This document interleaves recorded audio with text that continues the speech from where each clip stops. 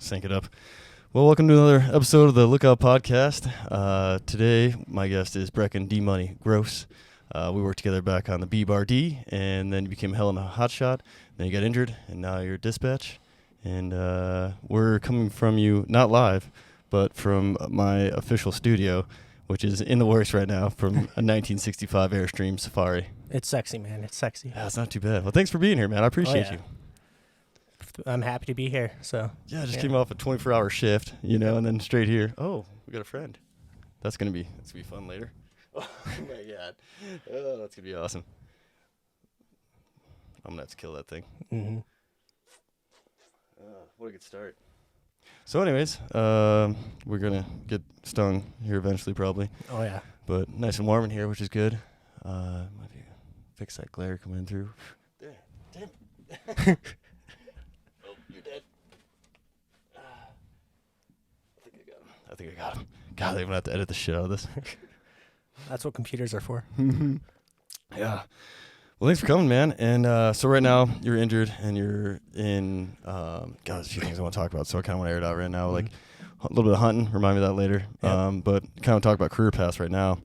And I guess to cycle back, we met each other back in 2016 when I was doing my engine boss trainee stuff for, I guess, assistant engine foreman is what it was back then. Yep. So, we met back in 2016. I started my season off in,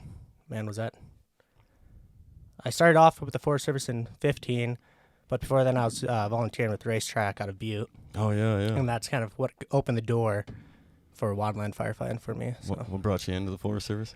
I would say Jason Willoughby. Oh, really? Yeah, because he's volunteer, so you worked with him. He was one of the captains at racetrack, and really what started it was the 19-mile fire that happened up by Pipestone and in the Highlands by Toll Mountain. Yeah, I remember. I was freshly 18, young and spry, and that thing took off, and the Hell in a Hot Shots were there, and that's what really inspired me to get on with that crew. Oh, yeah. And that fire just cranked, man, and it was sad, burnt down, I think, like 70 homes, but... Yeah, and that was that the same one with the wolf dogs, or was that, maybe that was a different year? There's another, different year. Yeah, there's another fire up there with the wolf dogs in kind of similar area. Because that was up Highway 12, right? Yep. Yeah. Or Highway 2. Highway 2, Hardin Way. 12, yeah. Jeez, So it actually might have been the one with the wolf dogs. Man, that's over 10 years ago. Yeah, I know, it's been so long, I can't remember. I remember, like, someone having to go up there and, like, set them free, because otherwise they're going to get burned over. Yep, that was that fire. Yeah. Yep. Then there's that guy who protected his house, and he had some oxygen tanks from his welding unit, his acetylene welding unit, and was like sucking oxygen on it all night. Really? And we're like, dude, whatever keeps you going, I guess. I guess what keeps you going, but that's pretty silly, man. You could replace the house, you can't replace yourself. Yeah, man, I'd never even heard anyone doing that, but I guess keeps you rolling, I guess. Yep. Jeez, that's hardcore, man. But we officially met in 2016, and it was my second year, and I guess that was my second year in wildfire, because before then I was working my family's farm and. Oh, up in Big Sandy? Up in Big Sandy, helping manage that, and I needed something that paid more lucrative. Yeah. And fire was the way to go, and kind of fell in love with it. And then you came on, and smoke jumper, and the RHs went up with everyone with everyone there, because everyone wants to be a smoke jumper when they start fire, and a few people, I guess. Well, I would say most people, but you guys are definitely idolized in the fire community. So. Yeah, there's just a lot of history. I mean, look, we even got the book on display here, Young Men in Fire, and it was kind of, my recollection, right? That was like one of the first big tragedy fires, I think, was when all the smoke jumpers got burned up. So kind of set that in history, sad history, but. Started, all the 10 orders. Yeah. Started that. And then, the fire up in Colorado with Primeville, so. Oh, yeah. Those jumpers. Well, there's Hell Attack that got lost their lives, jumpers, and hot shots. Mackey was on that one, the jumper there, yeah. Yep. Primeville, you said? It was, Primeville, right? hot shot. Yeah. Yep. Yeah, dang. Yeah, South Canyon, Storm King. Oof, that was a bad one, man. Yep, and that's where a lot of our, orders of our LCNS came from. Yeah, exactly, so. Yeah, 10 to 18 and all that. Firefighter orders and watchouts. Mm-hmm. I have my RPG on me, so. Man, I'm so ADHD. I'm just scrolling everywhere. I know, man. I was about to go down a rat hole of RPGs. But yeah, so you spent a couple seasons in Whitehall, man. And I guess to hit on that, man, back in 2016, I thought we had a banger of a crew, man. Dude. There was. We were super some heavy hitters.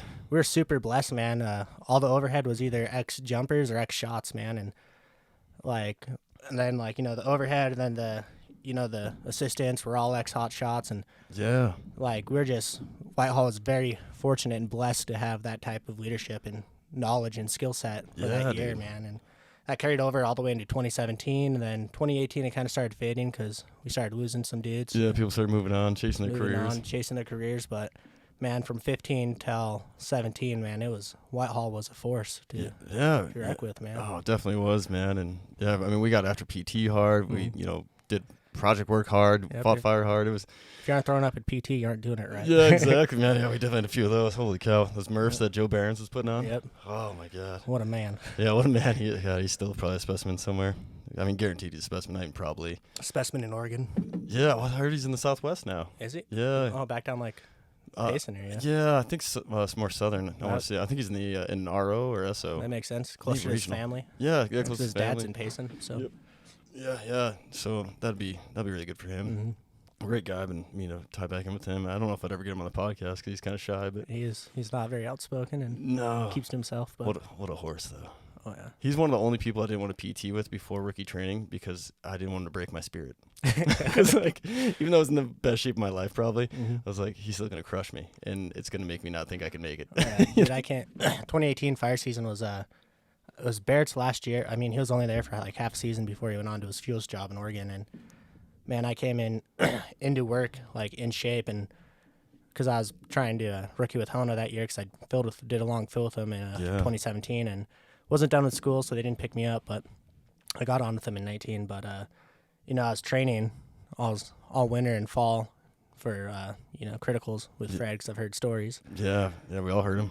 Yep, and so I came in, and it was the first time like I was able to, and I should say this, not like trying to brag or anything, because he probably wasn't pushing himself like he normally does, but I was neck to neck with Joe, and he would look at me, he's like, man, you're up there with me now. I'm like, man, I know for a fact you have way more in the gas tank. Yeah, especially because he'll just be talking to you. But who knows? I mean, dude, you're a beast of a runner too, man. That's how you're able to make it in the hotshot world. Like used to be a beast. It's going away. I've had some serious back injuries, and I got and some knee injuries. And, man, I'm just crippled, but it's all right, man. You work through it, pain's weakness.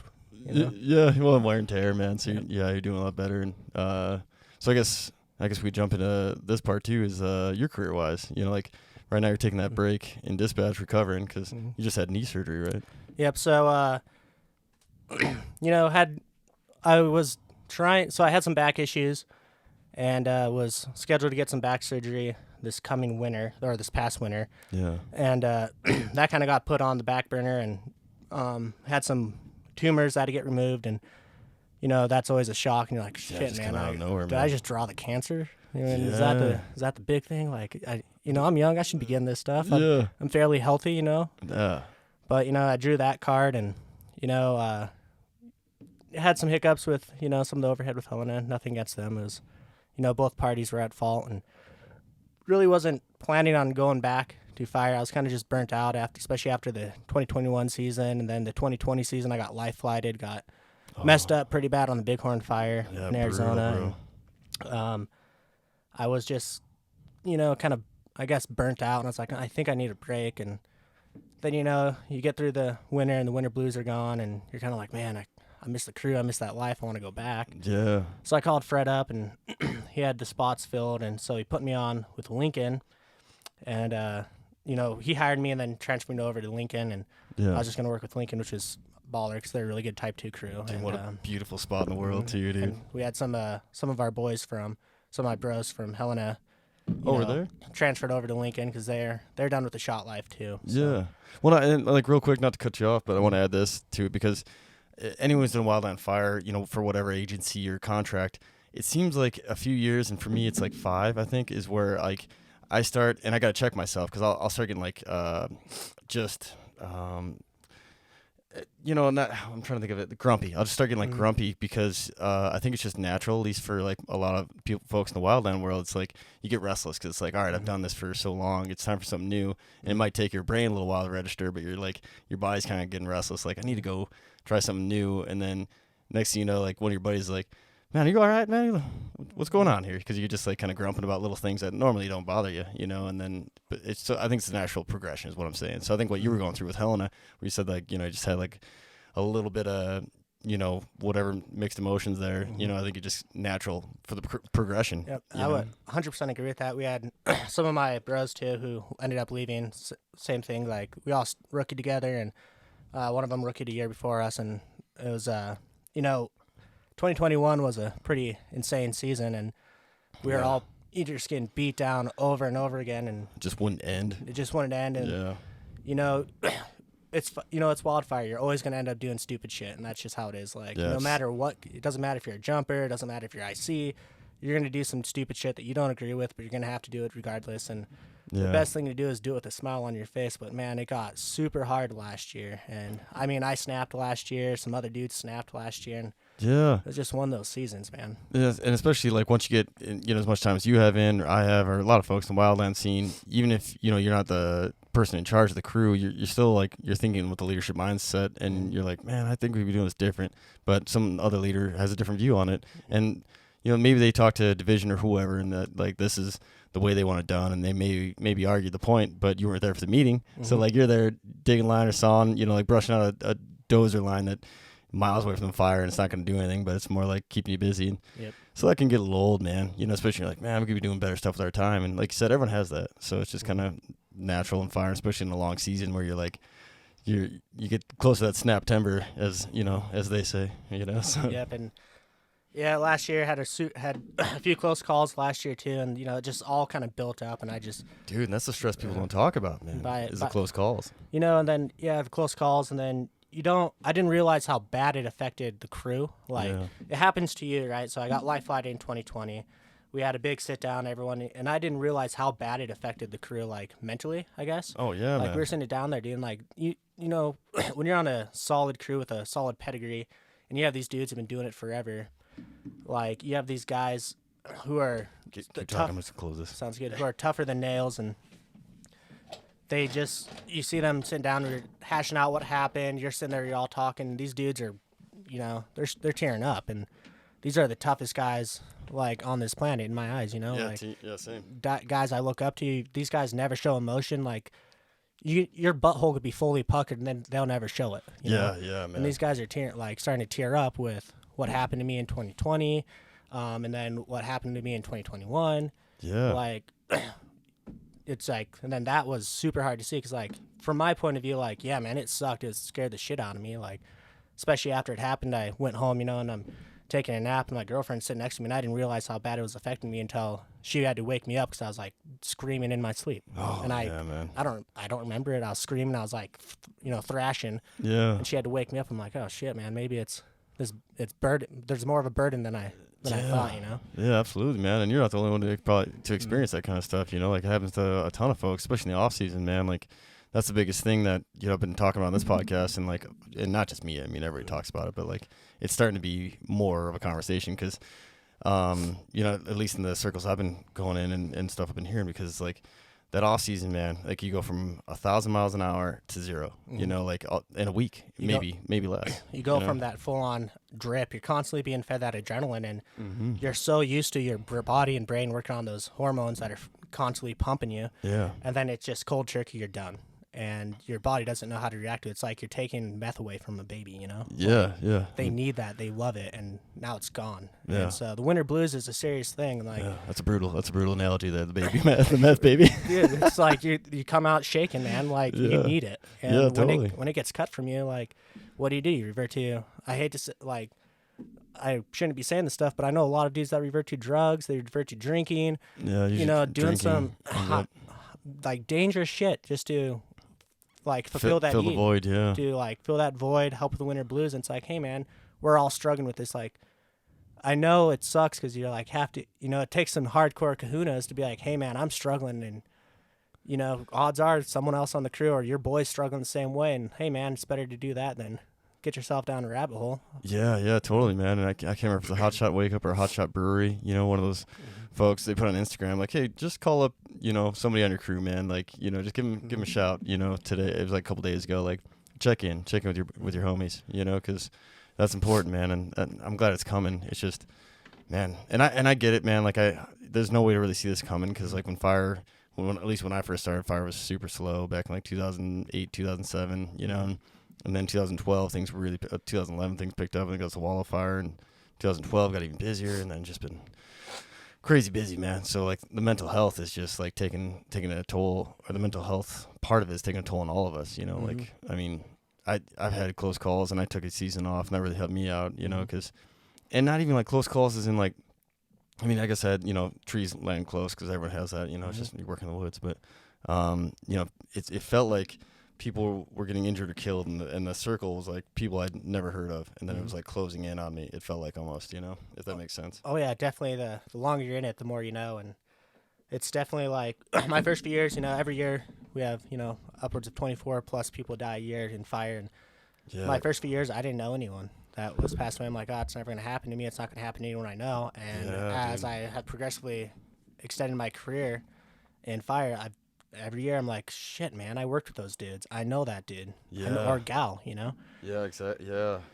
Yeah, man. And it's, it's definitely. Like that poor gal, you know, died on R&R, you know, on their way home.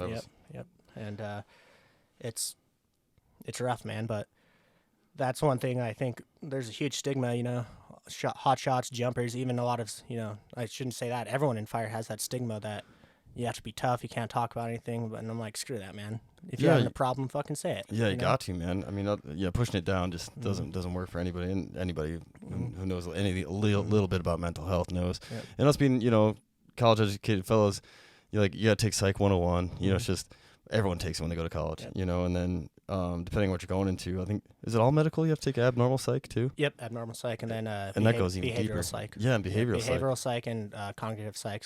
So see how depending on how you're raised, how your brain will function differently than someone who's, you know, raised with a silver spoon in their mouth, etc. Yeah, exactly, and that's important stuff to know. So it's like, and all that stuff, kind of the message is like, you know, pushing stuff down deep is not, you know, swallowing all that for it's definitely gonna, you're eventually gonna implode or explode, you know, like hopefully not hurting you or somebody else, but it's kind of where the path goes. So, you know, trying to stay ahead of it by talking and getting it out there and having groups, and we have that during the season, right? You'd be, you know, like being on a down fire and taking a lunch, things are winding down, you know, at the end of getting towards the end of your trip, you know, on day 12 or 13, and especially if you're in a saw team. So coffee burps, but you know, tasty. Tasted twice. But yeah, so I mean, you have that downtime where you get to BS with like someone super close to you, and just like kind of, and usually it's not really even like a whole deep conversation, not that often, at least for me, but you're getting some stuff out and having this connection with a really good buddy that you've been working with all summer, you know, and just kind of winding down, and that kind of helps me decompress from this season. But if you don't have that opportunity, man, and it can be kind of rough, you know. Yep.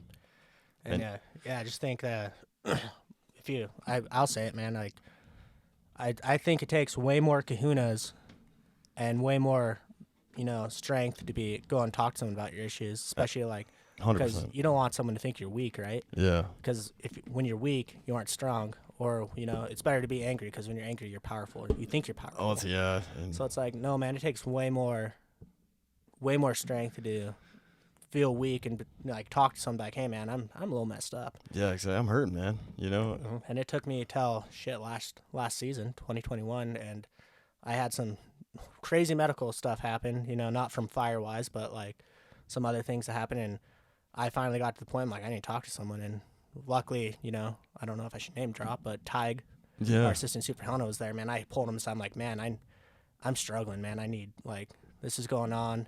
And he was like one of the first guys checking up on me, making sure everything was right. Fred found out. Fred was making sure I was like, they're checking on me every day, making sure like mentally I was okay, you know, which is like, it's huge. It's awesome that like your bosses are like, checking instead of with like you. sit down and shut up, they're like, no, man, like, let us know what you need. If we need to fly you home, we'll fly you home.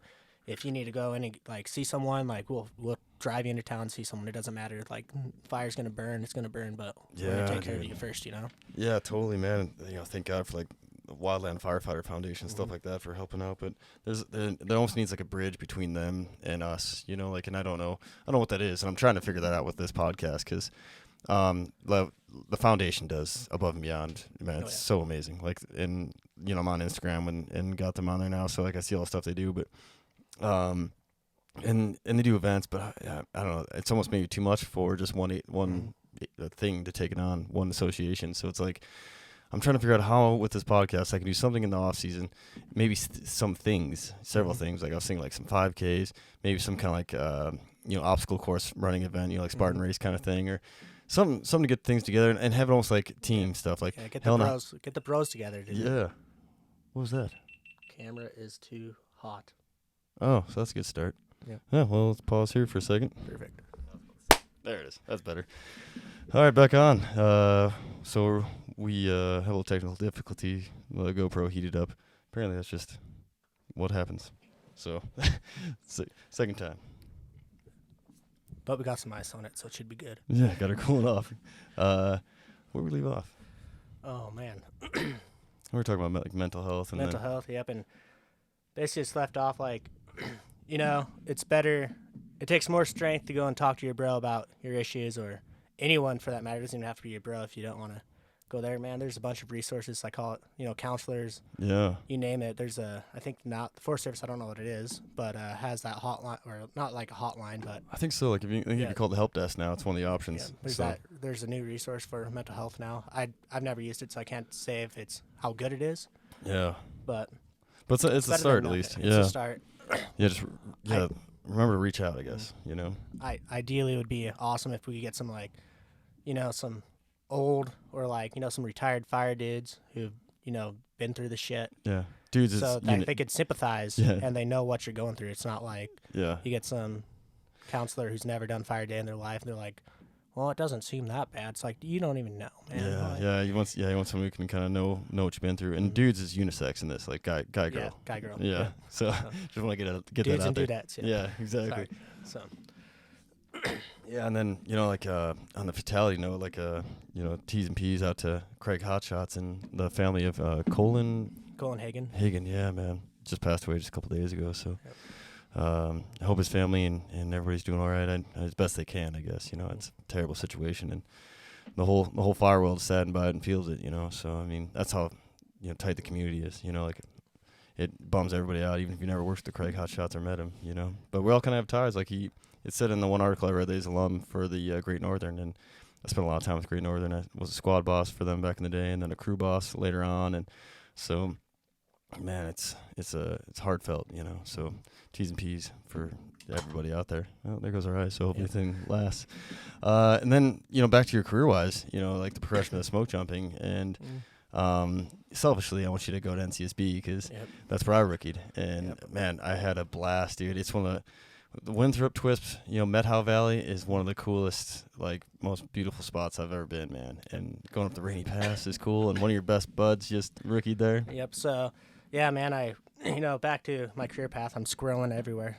The ADHD gets the best of me, Yeah. That's why I think I do so well in fire, because you're able to harness that. Yep, yeah. That extra hyperness and make it do some good work, Yeah, exactly. Put it towards work for you. But, yeah, man, after the 2021 season, was like, I think I'm going to be done with fire. But it kind of worked out, man. I had those tumors removed, had to take some break off, hot shot in, went on with Lincoln. Then I blew my knee out. Yeah. I was coaching the USA Junior Wrestling team. I blew my knee out, and I was like, well, shit, that really answers that question, that I'm not going to be doing fire this year. Yeah. And so I was super fortunate. I live in Dillon, and the engine captain, like they're captains now.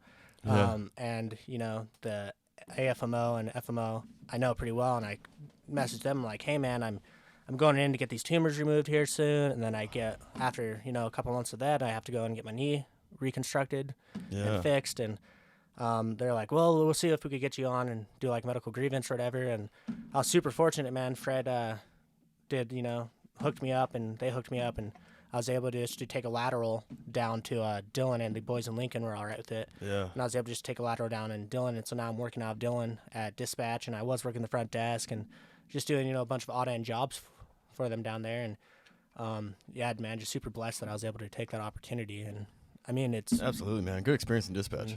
Great experience, man. The guys and gals in dispatch, like, my hats are off to them, man. Those, like, you don't understand what goes behind the scenes, like, especially doing fire. And like, sometimes you get little aggravated at dispatch, but man, I will never be upset with them again in my life with the stuff that they are dealing with. Like, busy.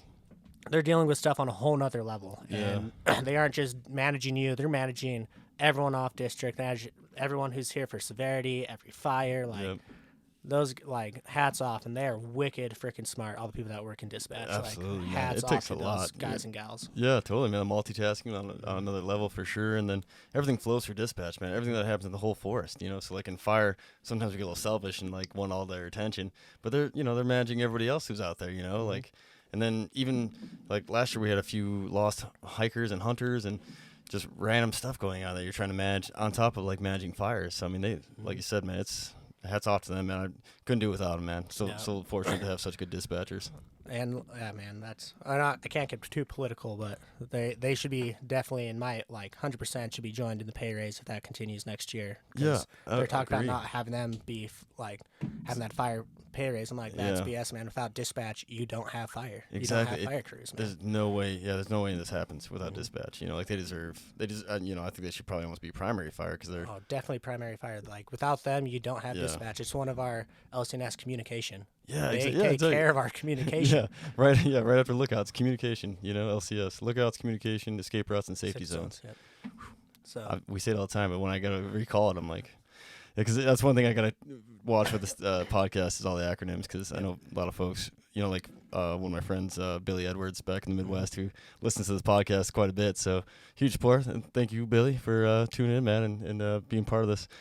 But he's got fire background, but not so much in the wildlands. So I want to make sure that like covering stuff that for him and for everybody else who might be watching. Yep. And then so anyways, been doing dispatch, which has been awesome, man. I did not I last night, for instance, we had a fire call at it was 9:30, 10 o'clock at night, and from what we heard from the chief, out of Butte.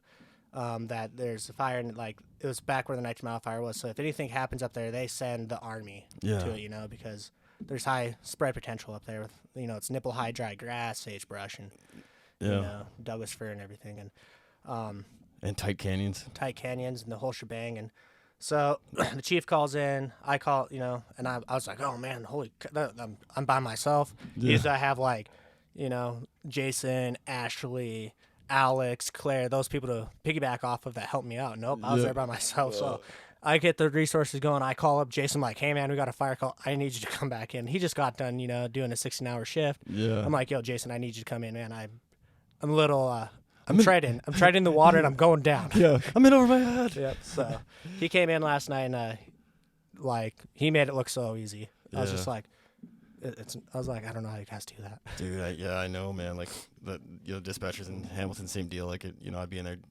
I got the same experience last year. I'd weird a lot of tumors going around for some weird reason. I don't know. Like it's linked to cancer, linked to fire or something. It could be. Yeah, I mean, there's been some some conspiracy theories on that for sure. It's theories. I don't have a conspiracy, but strange. All the tumors. But so I recovered from my tumors, so I was in dispatch last year, and man, it's such a blessing. But same deal, right? Like I know fire. I've been signed up for my IC4 twice now, so it's like, man, I can do the fire side of things, but when it comes to the dispatch side of things, it's a different beast, man. There's so many layers, and being around someone like Joe or Kaylee out of Hamilton, man, and seeing them just kind of breeze through it, and then work at aviation on top of that, and just like, holy cow, like those gals, man, they're amazing, you know.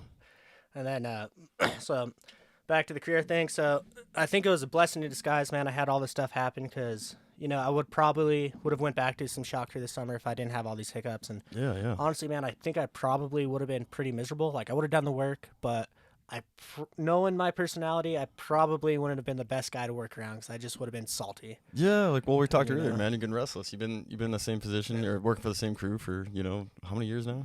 This would have been 4 years. 4 years, yeah. So 10 years, 4 years with Helena, 9 years in fire. Yeah, 9 or 10 years. So, not including volunteer work, but Yeah, and then, so, blessing in disguise, working dispatch, getting a nice break, man. I forgot what it was like to have a summer, kind of a summer. I mean, I'm working night dispatch, but it's kind of hard to sleep during the afternoon. So when I get off work, I go fishing. Yeah. I go fish for a couple hours, go home, try to get some shut-eye, go back to work. The lady gets to see me every night, which she is pumped about. Yeah, that's You huge, know, man. she Family's huge. She's unbelievably pumped. I'm able to hang out with my twin brother, who I haven't been able to hang out with during the summer for, gosh, I don't even know how long, 10 years? Yeah. Because he and my twin used to do wildfire too, but he and I were on different schedules because we weren't allowed to go on the same stuff together just in case something catastrophic happened. Only one of us went bye-bye instead of both, which is kind of bad to say, but I mean, good. Yeah, exactly. It's a good rule, but it's tough, right? It's tough. Yeah, it can be really hard on the family. I mean, hard on everybody that, if something happened to both of you, let alone one would be terrible too. So my bro, who's like,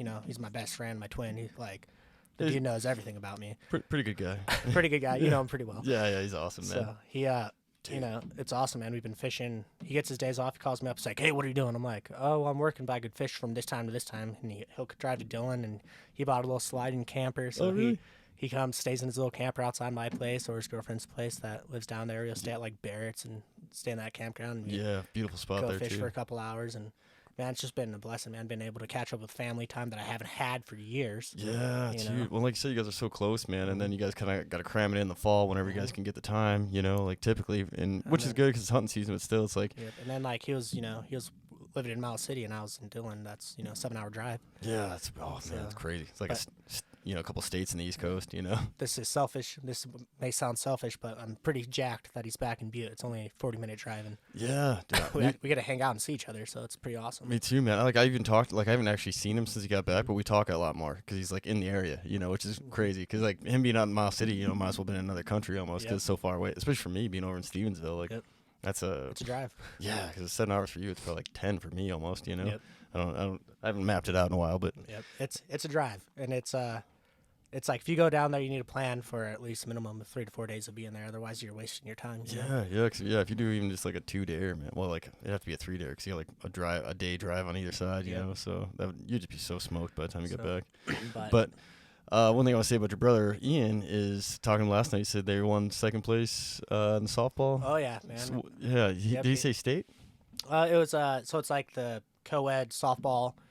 I don't really know what it's organized under, but it's co-ed softball, and they just won second place last night at their tournament. So that's awesome, man. They're pretty jacked about it. I'm sure they went and had some celebratory brews. Yeah, that's what I told him, man, because like he was gonna maybe come on the podcast last night, or at least come hang, and I was like, man, that's good news, dude. Go celebrate with the homies, man. Like you guys earned it, And I told him time with him today, so.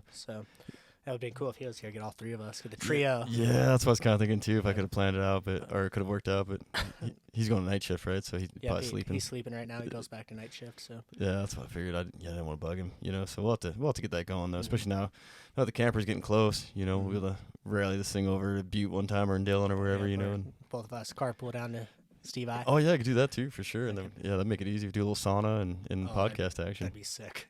Yeah, dude. It's so good, man, especially getting the sauna and then come and sit down for a podcast. You're just so relaxed and your brain kind of opens up a little bit. At least my simple brain does, Oh, yeah. But, yeah, so now you got your stop and dispatch. Yep, and then stop and dispatch. So great having this summer off to, really reflect on what I want to do. I'm like, when I first started fire, my goal is to get on Helena. And then, you progressively want to work yourself up there. And, I've always been a guy. I've wrestled. I fought MMA professionally. Yeah. I rolled bowls.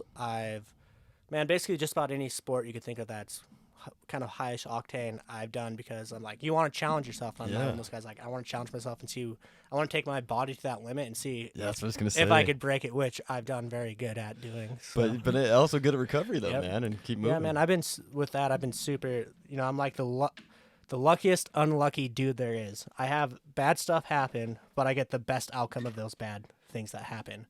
Yeah, well, I think that's also your attitude, man. Come on, like a positive attitude. I'm sorry, I gotta add an ice cube to our GoPro so it doesn't melt down on us. Yeah, but also like your mindset on it, right? Like you go and you get trashed, and a lot of people are like, well, that's it for me. You're like, nah, man, what's next? What's the next challenge? Yep. And so, after taking this season off, I'm like, I graduated from college this year, with a biology degree in microbiology with a minor in pre-medical sciences. Yeah. And my goal was to go to med school, but I'm leaning against that now. It's, as much as I want to be a doctor, it's not where my true heart is. I still want to do something in the medical field, but I'm okay. Like, I think while I was going down the medical field was for the wrong reasons. Oh. So I wanted to help people, and I wanted to like be the guy in charge, I guess. But there's some other things there that I don't think going to med school was the right call for me. So Yeah. Well, we're kind of similar on that because I was gonna go because when I went back to school, we were going to school together in Dillon, and you're helping me out with physics, which is appreciate that, man. But kind of same deal, man. And COVID kind of put it in perspective for me because like once that happened, all the PT assistant jobs I was looking for, are, what are they called? But basically, it's like a PT tech. Yeah.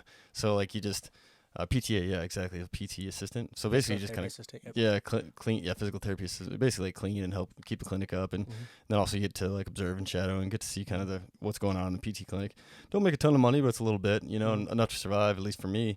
And then those all shut down. So like I got forced back in and kind of got the same perspective as you, I guess, where it's like, yeah, medical route was kind of where I was going. And a lot of my family is in the medical field, but man, I love being outside, know?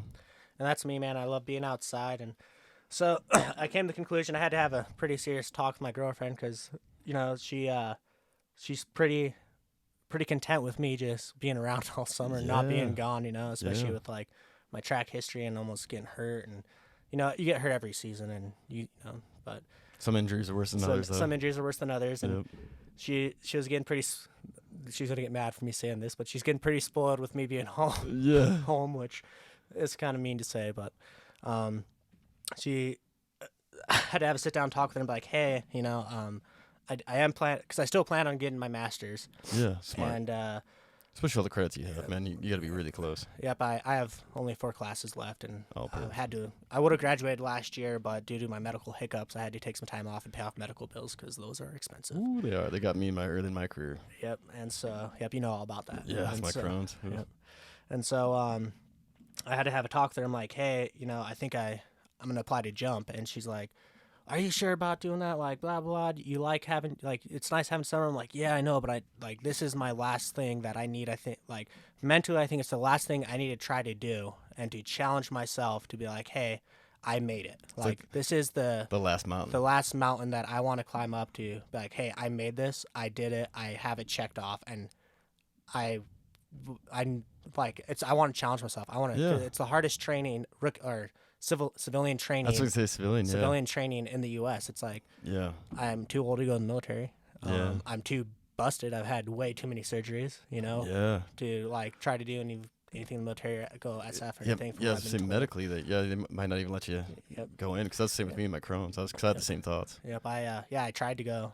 I tried to go in the Navy. I tried to go in the Army, and like, everyone who's been like, I have a lot of friends who've done some SFs, been, Green Beret. I've had a guy who's went to SEAL train who was a SEAL, and I was talking to him like, hey, if you go, make sure you sign up and make sure you have that contract, because if you don't have that contract, that they're gonna let you try to go make attempt to make it to the Green Beret, Rangers, Navy SEALs. Like, if you don't have that contract set in stone before you go in, like, you just signed your life away and you don't know what you're going to be doing. Yeah, exactly, and man. They kind of put you wherever at that point, huh? Yep, and I was talking to recruiters. I, was, and then what is it, MEPS, and like, hey, well, what do you have? Like, well, I can't hide my surgery scars. And I told them, like, I've had my knee worked on twice. I've had 90% of my butt removed. So your butt carved off at one point in your life? Had 90% of my butt carved off, had part of my spinal cord cleaned.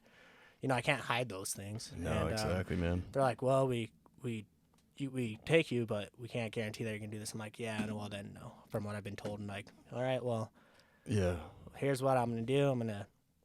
I'll stick with fire. I'll go shot. And now it's like, all right, smoke jumping's the next step, and that's like the next big step for me. Is like, it's gonna be rough for me because most people who are probably applying aren't coming out of having tumors removed, having knee surgery. So once I get cleared, man, I'm gonna have to knuckle down and go pretty hard. Well, you got it though, man. The thing is, with all your background, you have the experience, and everyone, at least everyone that I know, knows that Helena criticals are really tough, man, and really demanding. So like, you got that experience, you got the MMA stuff, and like, training for fighting is probably harder than most, training you go through in the Forest Service. It's pretty hard. You get punched a lot, which sucks. Yeah, and so much cardio and all that. A ton of cardio, and but man. So that's the goal. Is like to jump next year. Hopefully I get picked up. I, put my applications in, and hopefully, who knows, some guy up in Albuquerque who's never done fire is going to look at it. And of course, USA Jobs isn't the best most friendly thing to apply through Yeah, because yeah. you click one wrong thing and for some reason you could have all the quals and you won't get sent through. And I think it's the biggest complaint to everybody. Is like,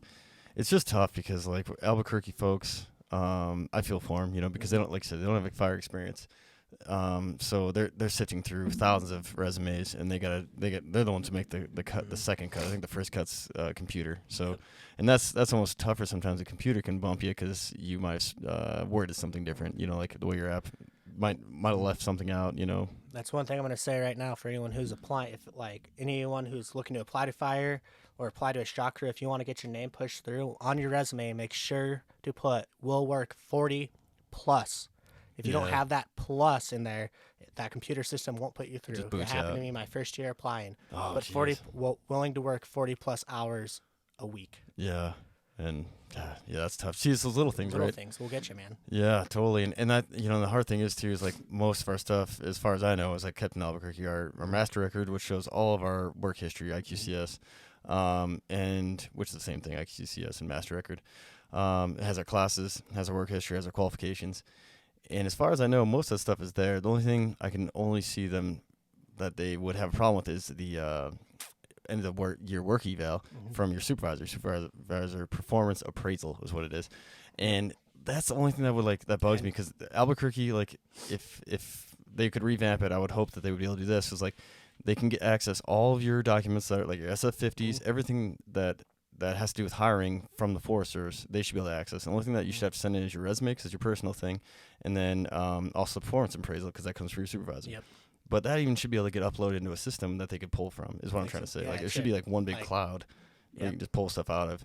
And like just automatically linked up. He's applying, boom. SF50 there, your IQCS is there. Yep. Evaluations for all your years in fire are there. Yep, and it shouldn't let you apply without the evaluation, the performance appraisal if you're missing one. Like that would, because that's what happens to so many people, or somehow it gets dumped. Like when I got into smoke jumping, lucky for me, unlucky for a lot of folks, their apps were getting dumped, or else it was coming through like without a resume or something. Because at that time you could upload your own resume, but you had to apply, or you had to fill out a resume through USA Jobs, like through their system. Luckily, I did both because I was covering all my bases, so I made it through the system. But I bet there was a lot better applicants that didn't make the cut because they just uploaded their resume. They probably poured a lot of hours into, and they didn't do the USA Jobs one because, to be honest, that first USA Jobs one was kind of ticky-tacky, and it didn't even look that professional, to be honest. Like, it was, like, kind of simple, like dumbed down almost, like. So, but I did both, just to cover it, and luckily I got in. So that's another word of advice.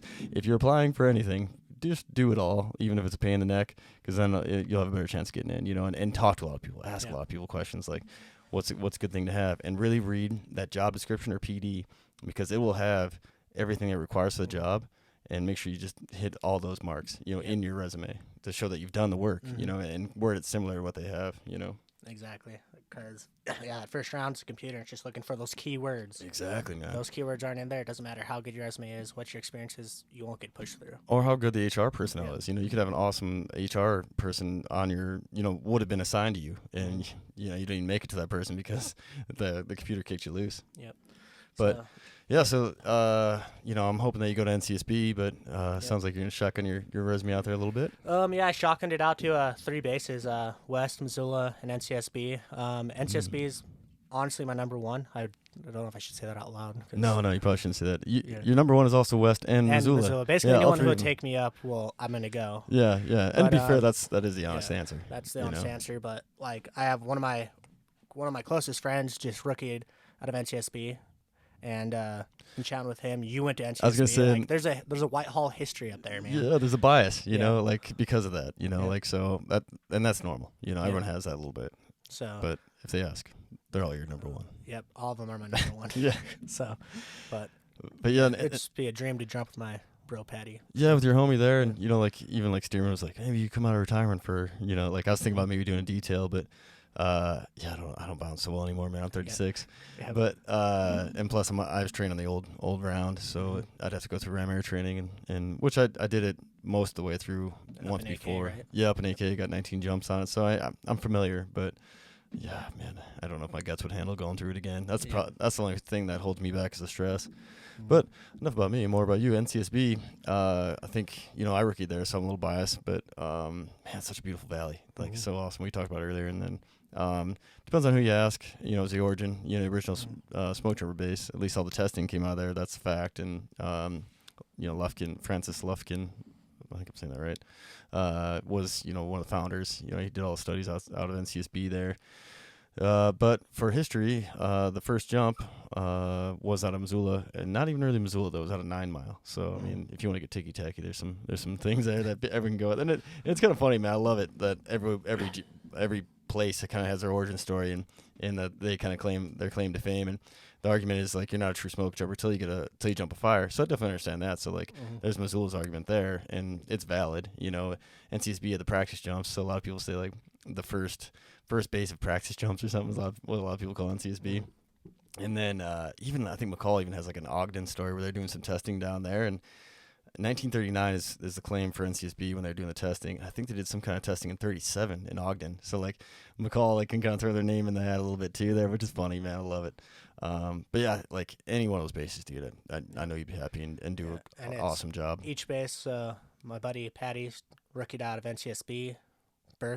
Will Burks, rookied out of Missoula. Oh, really? And then Kyle, who is also my bro from Helena, rookied out of West. So nice. I have dudes in all 3 places that, I've worked with all of them. So. Yeah, so it'd be kind of cool to reunite with any one of those guys. So, yeah, it makes sense. And then, if you stay, NCSB is about the farthest, way, because, West is like 2 hours from Whitehall, I think, and then Missoula's like 2 hours from Whitehall. So you won't be too far from your lady and, family, too, which is, I think it's pretty important, man. I was out in CSB, which was awesome. And, if the community wasn't so good, I could see it being a little tougher because, like, if you go out middle of nowhere, you got no friends and family, and you're kind of on your own. And, if you don't have, like, a bunch of rookie bros that you, like, vibe with, you're just kind of out there solo, and that can take a little hit to your mental, Oh, big time. Yep, for sure. Yeah, I got kind of lucky with mine, but it doesn't make it tough because I had braces at the time, so I couldn't just run home and get my braces adjusted, So I missed a few appointments.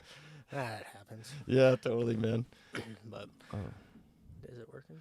I think so. I think we're still alive. I saw the drip out of the corner of my eye. So, but yeah, so I start working for that, and you applied, so you'd be in the running for this season, right? Or like this upcoming season, right? Yep. 2023. Yep, 2023 rookie season. Yeah, man. So that'd be, especially the background of like hunting, and I want to take you back into hunting because you have got one of the biggest public land bulls I think I've ever seen. Yeah, man, that was a hunt. It was basically everything that could go wrong went wrong on that hunt. Oh, really? We had a horse die on us. We ran into a bunch of grizz. Oh man, I guess I never got the full story on this. Horse die on you? I guess the quick and dirty of that hunt is so my buddy Wyatt, he is an elk hunting guru. That guy, just a machine. He's a machine. The dude's jacked. He could he'll out hike 90% of the people I know. Jeez. Like he's just like he doesn't stop. But the dude knows elk. Like I'm pretty sure like he was an elk reincarnated into Wyatt. Like that's the best way I could do it. The dude knows elk. He knows where they're gonna be at. He knows what they're gonna do. Like he just like the dude is just an elk killing machine in human form. Like I don't know how to explain. It's just how that guy is. And you know, he and I met on fire and we linked up, became homies, and started elk hunting with him. And man, I learned astronomical amounts of hunting from him. Yeah. And so he and I planned this hunt, and I'm not going to say where I was at, but we planned this hunt. Yeah, beautiful hunt. This beautiful hunt. Yeah. And, the plan was to take the horses in and set up a base camp, have the horses down, and we'd hike off from our base camp and start hunting this huge area. And on the first day we go in, we're 5-6 miles in on the horses, and we come to this giant open park. And in this open park, you know, it was November. It was the week before Thanksgiving. Ooh. So in my mind's eye, because we've had decent snow, I'm like, oh, the bears are hibernating already. They're asleep. Like, we're not going to run into any grizz up there. Yeah, cold weather hit. Boy, was I wrong. Oh, jeez. And so we bust through, and of course, the horse I was on earlier in that hunting season got stuck in a cattle guard. So, like, that horse was just mentally messed up for the season. So anything spooked him. He was not a happy camper. Yeah, it felt like the world was attacking him. Yeah, felt like everything was trying to kill him. A mouse, If he saw a mouse, it was like, you know, a mouse will scare a horse because the tail's a whip. That's what that horse was, right? Yeah. And so, of course, we pop through, boom, big boar graze up in this park. Oh. Horse freaks out, takes off. I get bucked off. Wyatt's horse starts freaking out because the other horse is freaking out. Wyatt gets bucked off. Oh, jeez. Sure not. The horses run all the way back. You know, they're smart. They run all the way back to the rig. Yep. And so here it is where, you know, this trail system we're in gets hunted pretty heavily for like the first 2 miles, and then that's like where most people are comfortable. Like that's where they stop. Like I'm not going any further because it's gnarly country. Yeah, totally. And so and getting an elk out in gnarly country, yep, as everyone knows, is brutal. Like yep, it's not fun. I mean, hiking in without an elk is the, rough. The pain is fun. Like if you're, you know, anyone who does this kind of work or anything, or diehard elk hunter who's not spoiled and hunts, you know, a ton of private property, like yeah, man, killing the elk's the easy part. Packing it out sucks. Yeah, but dude. man, you embrace that suck with your bros, and it is a magical time. Yeah, it changes you, you know, like 'cause you get like another like callus in your mental toughness, you know. And so horses take off, and it doesn't look good. You know, horses show back up with guns, gear still attached to them, all the way back to the trailhead, and Without there's riders. no riders. Yeah. And if unbeknownst to us, we didn't realize this until we were about maybe 2 miles back into hiking out. We just saw blood everywhere, and we're like, oh, shit, man. Because, like, you know, the grizz took off, and the horses started freaking out. Like, man, did a bear come in, like, snag one of the horses? Well, what ended up happening is the horse stepped on its rein and ripped its bit out, so it ripped from cheek to ear, basically. Yeah.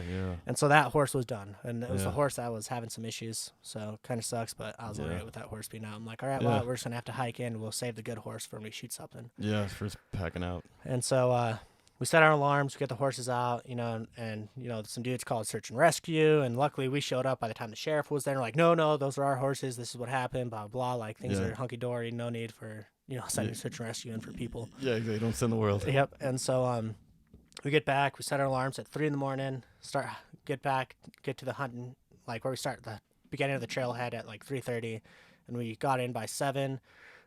And, you know, we hunted 2 pretty hard days, got this bachelor group of bulls spotted, and basically was like mountain goat climbing up cliffs, like to where I would climb up, get my position, he'd pass the gun up, pass the pack up, pass the gun up, pass the pack up, and we were just leapfrogging each other. Yeah, just gnarly. And we finally shot that bull, and, you know, got it. We knew there's a bunch of grizz still in the area, so we pulled this bull down to this big open park, so we knew we could see it.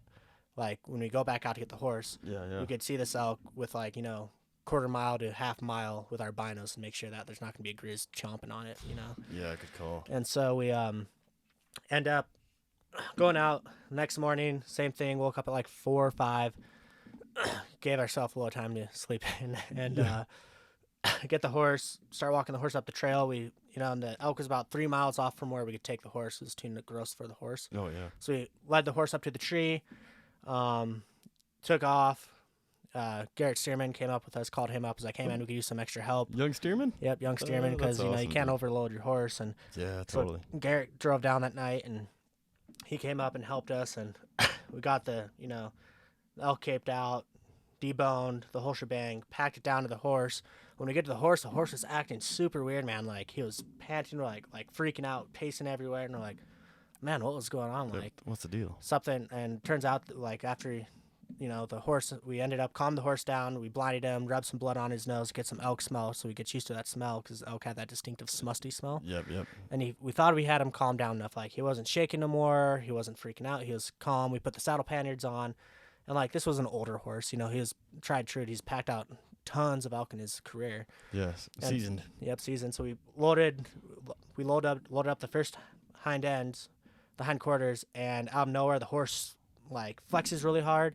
Boom, drops down dead. Whoa. Yeah, like, had a massive heart attack or stroke or something happened. It flexed really hard. He went down. Yeah. And, you know, this is why it's like childhood horse. He grew up with this thing, brutal, man. Yes, and so it was so hard, dude. Unbelievably brutal. So that night, like, we pinned the horse, you know, so we could let the Forest Service know, like, hey, there's grizz up there and there's a dead horse, you know, about 200 yards off the trail. Yeah, Because, you know, just in case other hunters were in there, like, they could be aware so they don't get, you know, snupped by a big grizz up there because it's chomped on a horse carcass. Yeah, because grizz are scavengers, man. They love a dead animal. Yep. You know? And so, you know, we put the elk, we packed what we could out. We tried packing the whole elk out, but, man, it was pretty brutal. So we ended up leaving probably 100 pounds of meat behind. Oh, brutal, dude. And just put it, like, stacked it up super high in the tree. Luckily, one of my bros, Mitch, I called him up, like, hey, man, because at this point, I blew my ankle out. Yeah, oh, shoot. Wyatt's knee's messed up. Ugh. Garrett can't come and help the next day. You're down 2 horses. Yeah, down 2 horses. So I call Mitch up, and he has horses. I'm like, hey, man, this is what's going on. Can you come up and help us? And Mitch is like, yeah, I could be there in the morning. So hats off. Thank you, Mitch. Yeah, oh, man. I still owe you all the beers in the world for that. Yeah, well, what a great dude. I mean, and that's one thing, you know, like Mitch is always like that, dude. He's like, when a buddy's in need, man, he's going to be there, you know. God, love that guy. So I called Mitch up. He came up with 2 horses, and we went in, got the rest of the elk, brought it out. Fish and Game was there, you know, because it's a giant elk, so they had to they made sure it was all legit. I had the takes for it, which, you know, they're just doing their jobs. Yeah. So. Well, you forgot about the awesome pick part. I mean, was that right after, or did you wait until you got the truck to take all the beautiful pics? Right after I shot it. That's what I figured, because I thought the body was on it still. Yep. And so, you know. And that's what I got. Like, probably a couple days afterwards, I just got a photo from you. I'm like, hey, tagged out. I was like, what in the? Yeah, man, it was crazy. Got laid off, went to Mouse City, shot my buck in 2 days. Like, beautiful 170. Dude, borderline 180-inch mule deer. Yeah. Called Wyatt up. I'm like, hey, man, I could come down a couple days early. Drove all night, got to Wyatt's house, got on the horses the next morning. Like, it was nonstop, but tagged out. I was the luckiest year. I mean, there's a lot of technique probably involved, but there's a lot of luck. I don't care how good of a hunter you are, there's luck involved. There's definitely luck, but you kind of create a little bit more by putting a little more effort in. So you said that 2 miles is about normal. I mean, people, a lot of weekend hunters that just don't, you know, they're not training for it. They're going to do what they can, and hopefully something comes out for them. And then also, what was I going to say? 2 miles in. And then, like, that's where a lot of people are comfortable, because, like, glassy. Where we're at, like, if one of us got seriously injured, it's helicopter ride out. Yeah. That's it. You aren't packing them out. You aren't putting them on the horse. No, exactly. And one person, you know, even if it's the same size as you, man, like, people don't realize the effort. Like, if you got to go over any kind of terrain, man. Yeah. You're calling a helicopter, and that's a minimum of probably, you know, $20,000. Yeah, exactly, man. Unless you call Two Bear Air. Yep. That's off to Two Bear Air. Thank you so much for being there. Yep. I didn't mean to rhyme that. Did not mean that at all. But yeah, man, and it was got the elk out, and you know, it fed me and my roommates for a season. It was baller, man. We had some of the best meat on the planet. We're eating like kings, man. We had family nights every Tuesday, Wednesday, and Thursday. Yeah, huge, man. Mule deer and elk, man. Yeah. Oh, that's and, awesome. You know, my other 2 roommates hunt too, and they had their deer. So good. Man, fried eggs and steak every morning. Oh man, roast, stew, man. It was amazing. So good, dude. I think my mule deer I ended up not processing it myself, and that was kind of a lesson learned. I just didn't have time. You know, me and the wife were traveling, and we were down in northern Georgia, southern North Carolina, and I was smoke jumping, and so back then at least, and probably still now, you could travel around the winter and then just be available. Like, hey, let me know when a Region 8 module is coming up and put me on the board. So I could just fly out of the news airport or just drive to meet up with a mod when it came down. So I was on call when needed, and so we're stationed down there, or we're just hanging out down there, and she's working, doing travel therapy, occupational therapy. And so I fly up just for a couple weeks hunting and got my mule deer like first day, but then we hung it, and then like trying to chase elk, didn't get one. And so I don't have any time to process this mule deer, so I took it into a meat processing plant. I'm not going to drop names because I'm not sure if this happened or not. And usually, I still really like the place I took it, but the meat I got back, it was a young mule deer, like just a little two-year-old probably. Too little gamey? Yeah, chewy. It was a little chewy, had a little more flavor than I expected. Probably, mixed, there's probably a little mixing matching. Yeah, which I think just happens, man, at those bigger, meat places. Man, they're getting so much stuff floated in there. Dude, one little mistake and you're getting someone else's backstraps. Yeah, exactly, man. That just happens. So that's why I don't hold it against him, but it's just like a little sad, like you said, when I cut in that backstrap, and I was like, a little too much muscle into sawing this sucker, know? So, but, man, heck of a year, dude. Did you put any for any special purposes? No, man, I got, man, it's a sore subject. Yeah. So, because of my twin brother and I are twins, we had the same license ID number. And we didn't realize this until... ALS? Nope. So like our driver's license, you need your driver's license to go online to buy an ID now, or buy your tags now, right? Yeah. And so, this past year, he and I got different, car insurance and everything, and they're like, oh, well, they're like telling me like, hey, this is your rate because you're in this wreck, you had this speeding ticket. I'm like, and they're like saying where it's at. I'm like, that wasn't me, that was my brother. And then we find out, oh, we had the same driver's license ID number. Oh, whoa. And so. They had to go in. The DMV had to fix all that, and they're like, "Well, just when you get your new ID, we'll give you a new number, and just wait till you have to renew it," which was this year on my birthday. Oh yeah. And so, little did I know that my ID wouldn't be functional. And so I went to go put in for tags, and my ID wouldn't go through. Like almost like you moved to the state. Yeah. Do you have to wait like 6 months? Nope. Luckily, right now I'm still resident and everything, but I got my new ID, so I could put in for next year. Oh, good. But I called up like the DMV; they couldn't do anything about it. I called FWP up, like the head lady. I'm like, hey man, Yeah, that's what happens. this is what happened. She's Not like, my well, fault. can you drive to Bozeman? I'm like, and this is like right after I got out of surgery, and I'm like, I just got out of surgery. There's no way I'm driving to Bozeman. Yeah, it's a long drive after And surgery. she's like, well, we can't do it over the phone because they can't take card over the phone or whatever. I'm like, and I was like, so then I'm like, well, do any of you have Venmo? I will Venmo you right now, and you could just put me in right there. And nope, nothing would happen. I asked for extension. She wouldn't give me an extension because she's like, it's on the DMV. I'm like, oh, brutal. so couldn't put in for any tags. Well, probably not a bad thing. They got a bunch of other stuff going on. Yep. So I won't be able to hunt like too hard this year because of my knee being still. that's exactly what I was gonna so, say. I mean, it's right around the corner, so I'll just be strictly deer hunting. yeah. Maybe try to do some elk, but I got told no packing of elk out. Oh, gotcha. Well, you can come antelope hunt with me, like just out around here at my folks' place. Yeah, so. man, they're rutting. Did you see that buck rutting that we drove in this morning? Yeah. I was giving the old. Yep. Because I'm keeping my eye on him, and one of my buddies thinks he's gonna come out and hunt my folks' land here. So, Heck yeah. but yeah, I got a tag for here, so pretty stoked about that. Like, man, it's just been busy, man. So I haven't really been out to hunt like I want to, and I usually hunt here anyway. So at least I know I pretty much. It's not guaranteed until the antelope's on the ground, but I pretty much got meat in the freezer for me and the family. So. Heck yeah. And antelope, man, I mean, especially getting it here, like you get it right on ice, like King was telling us, about his tactics with antelope, and Get on ice, and what most people do, I think that where they mess up, like, sorry for cutting you off, is like, no, go ahead. people are like, man, antelope smell horrible, they taste horrible. I'm like, yeah, you just shot it after it was being chased down by like 10 other hunters, man. Yeah, it has all the endorphins going through it. It's sweating, like, no kidding, it's gonna taste bad. Yeah, everyone stinks after they're running. Yeah, like if you shoot an antelope that's just chilling, doing its thing. Like, man, some of the best meat in the world by far. Yeah, exactly, man. Like, they like those commercials, like happy cows, happy whatever, or happy chickens, happy meat, whatever the saying is, I know it's not that, it's something different, but kind of like you said, kind of similar, like the antelope out here, man. Like, luckily it's like as ethical as it gets, man, because they're just hanging out grazing, and usually they're older, so put them down and they don't even know what happens, and then I get to enjoy and feed the family, Exactly. So full circle there. Delicious meat. Yeah, some of the best you can get, right? Like, I know what my meat eats, It's out here grazing on my folks' place, Not getting anything weird. Not getting anything weird. It's not getting pumped up full of junk. Yeah, and like, with our immune systems. Nothing against, those against ranchers or anything, but yeah, you guys got to do what you got to do to feed America. But yeah, I exactly. just like knowing what my animals are dealing with. Yeah, because we both come from like ranching background, and like I don't know, the other side of the family's got a bunch of not anymore, but they used to be farmers in the Midwest, so like dairies and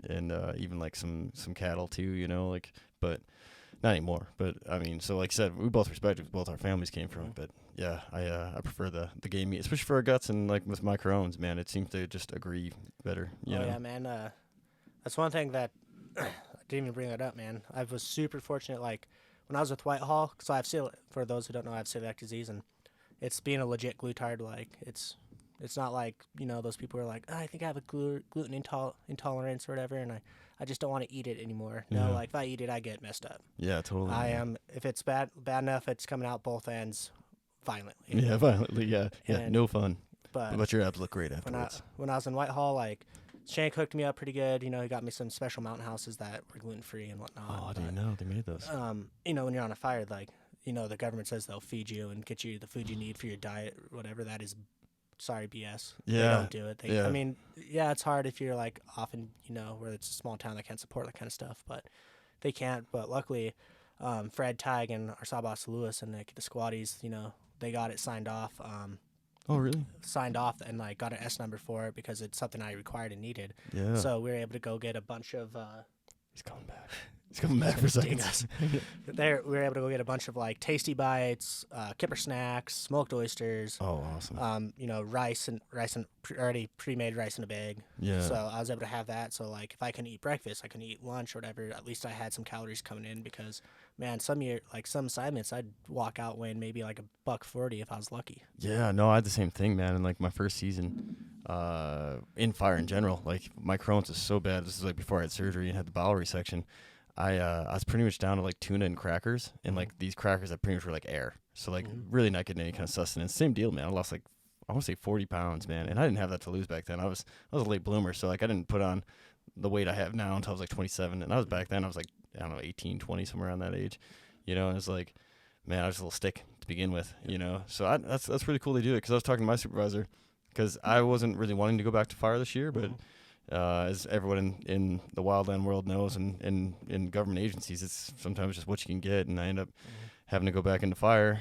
And I was like talking to him from the FMO down, you know, all my friends and supervisors, like, man, I can't go on a big fire, because if I have to eat camp food, it's going to kill me. Camp food wrecks people who don't have any issues. You know, it's just hard on you. It's bottom of the end, Cisco.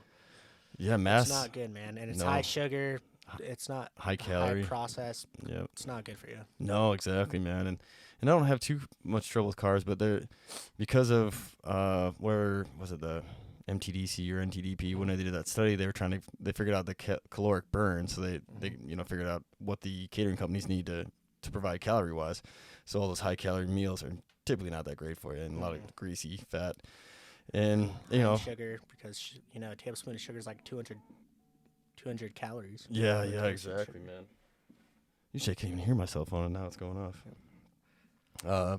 Yeah, wait, what did you say about 200 calories? A tablespoon? Yeah, like a tablespoon of sugar is like 120, 150 calories in a tablespoon of sugar. So they're like, Snickers bar, 300 calories. Yeah. Ooh, we just met a quarter of the need. Yeah, and you get that sausage in the morning that's about as long as your forearm. Yep. Try to take that sucker down, and I mean, it fills you up, but ooh, man. You do not feel good, and you don't operate very good. Yeah, greasy. Yeah, it sucks, and I don't know, like.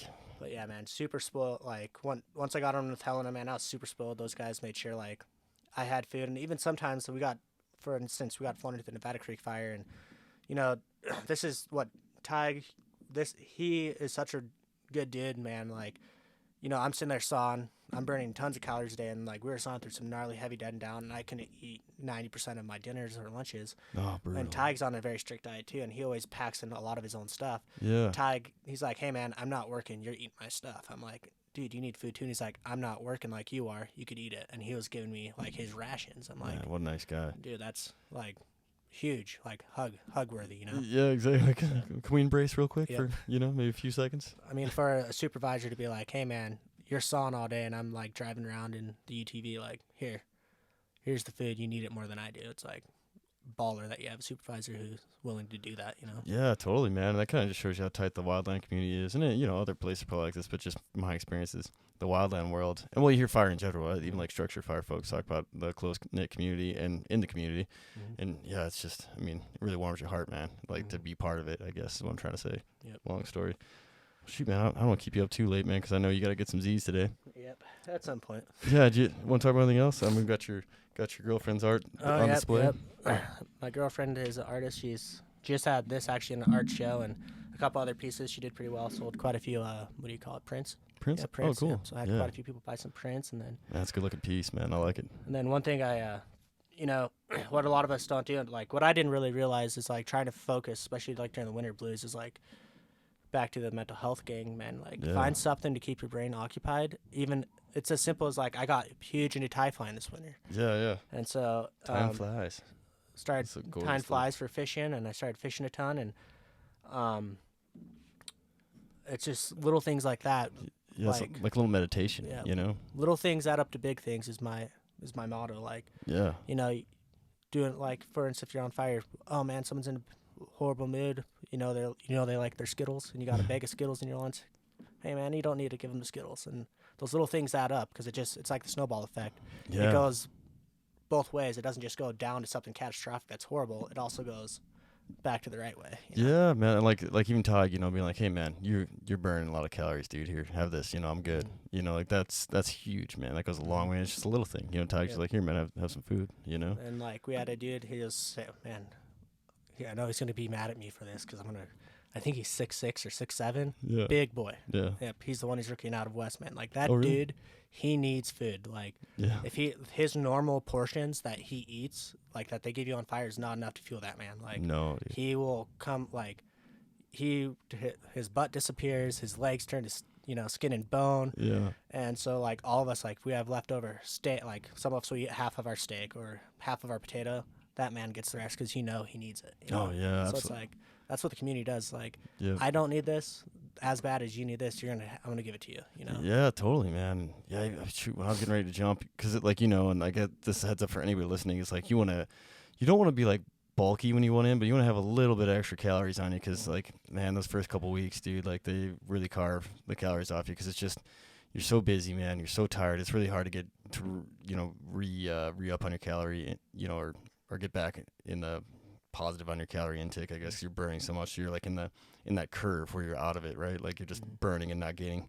So I was eating like crazy before I went in, and like on fires, like I would eat like 2 Mountain Houses, and those are like 2 serving meals each, like, but just burning so much. Eastern Montana, Southwest, man, it's hard to keep up, So I don't remember what you're talking about with that, but it reminded me of just myself. Bros helping bros out. Yeah. So yeah, that's huge. Gals helping gals out. That goes for everyone. Yeah, both genders. Yeah, bro's unisex. Yeah, unisex. Yeah, because even like in the jump world, like everyone's a bro, like even the girls and boys. Yeah, man, everyone.